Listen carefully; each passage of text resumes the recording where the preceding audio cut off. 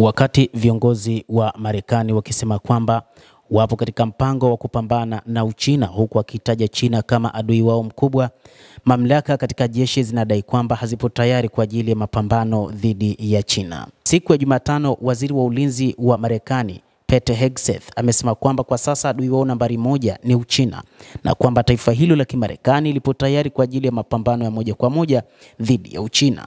Hata hivyo, baada ya kauli hiyo, waziri wa mambo ya nje wa China alielekea nchini Urusi na kukutana na waziri wa mambo ya kigeni wa Urusi Sergei Lavrov pamoja na kukutana na rais wa Urusi Vladimir Putin kupanga mipango juu ya hiki kinachofanywa na Wamarekani. Baada ya mkutano huo, jeshi la Marekani limedai kwamba halijajiandaa kwa ajili ya vita ya muda mrefu na China kutokana na mapungufu katika kambi ya viwanda vya ulinzi.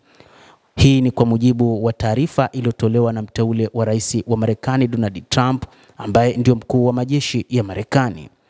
Katika ushuhuda wake ulioandikwa kwa kamati ya Senate ya huduma ya silaha siku ya Jumatano, ambayo ni sehemu ya mchakato wa uthibitisho, Luteni Jenerali mstaafu John Kaine alisisitiza kwamba ushindani na China bado ni moja ya masuala muhimu zaidi yanayoikabili Marekani. Anasema tishio linaloletwa na China kwa maslahi ya Marekani katika eneo la Indo-Pacific ni la kweli na linazidi kuongezeka. Marekani inahitaji kufanya kazi na washirika zaidi ili kuzuia uchokozi wa China katika eneo hili, alidai. Alionya hata hivyo kwamba Marekani kwa sasa haiko katika nafasi ya kujibu tishio hilo. Kwa bahati mbaya, katika wakati huu muhimu, jeshi pamoja linashindana na mchakato wa ununuzi wa msingi wa viwanda vya ulinzi ambao haujaimarishwa kwa miongo kadhaa, lakini Marekani haina uwezo, usikivu au wepesi unaohitajika kuwazuia wapinzani wetu, Kaine alisema. Akibainisha Indo-Pacific kama ukumbi wa michezo muhimu kwa Marekani, jenerali huyo alisema kuwa jeshi la China limefanya maboresho makubwa ya kijeshi ili kujumuisha kurekebisha miundo yake ya kijeshi, kuweka mifumo ya kisasa ya asili, akiongeza kuwa kwa idadi China ina jeshi kubwa zaidi la wanamaji ulimwenguni.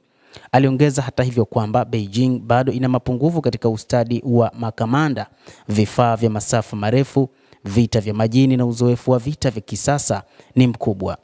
China haikupigana vita kwa muda mrefu.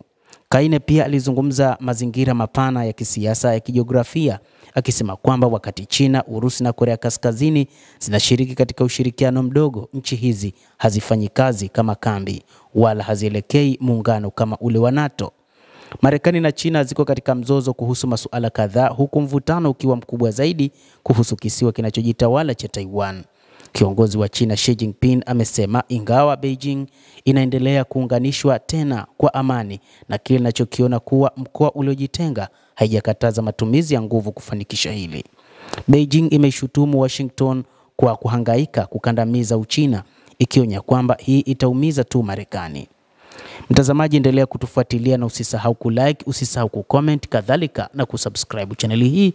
Utakuwa ukipata habari hizi kwa mapana hapa The World News. Mimi ni Adam Hussein. Endelea kuwa nasi wakati wote, endelea kutufuatilia.